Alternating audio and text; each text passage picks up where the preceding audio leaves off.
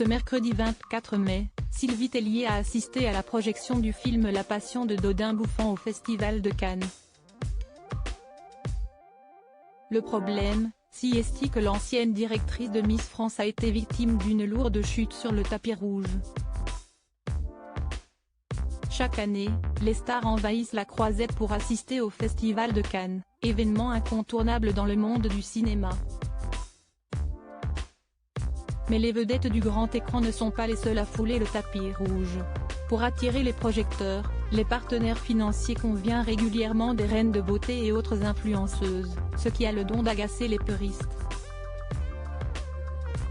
En attestent les nombreuses critiques dont a fait l'objet Iris Mittenard, ancienne Miss France puis Miss Univers, après avoir été aperçue à la montée des marches du film Le Retour de Catherine Corsini, le 18 mai. Cela n'a pourtant pas empêché ses amis de la famille Miss France de lui emboîter le pas, comme Amandine Petit, qui a fait sensation dans une robe transparente qui en dévoilait un peu trop. Ce mercredi 24 mai, c'était au tour de Sylvie Tellier, ancienne patronne du comité Miss France, de fouler le tapis rouge de Cannes.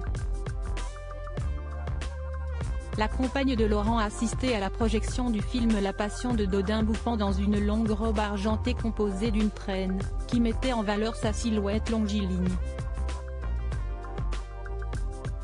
Le problème si est que cette pièce, bien que sublime, lui a donné du fil à retordre et lui a même valu une belle chute devant les photographes.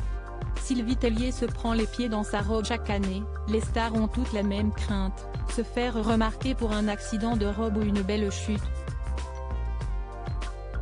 Lorsque l'on monte les marches de Cannes, il est donc essentiel de bien rester concentré. Mais ça, la maman de Margot, Roméo et Oscar l'avaient manifestement oublié. En effet, celle qui avait succédé à Geneviève de Fontenay à la tête de Miss France a été victime d'une lourde chute alors qu'elle gravissait les marches.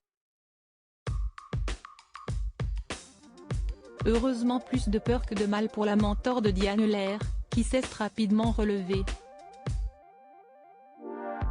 Il n'en demeure pas moins qu'elle se serait bien passée de ce grand moment de solitude.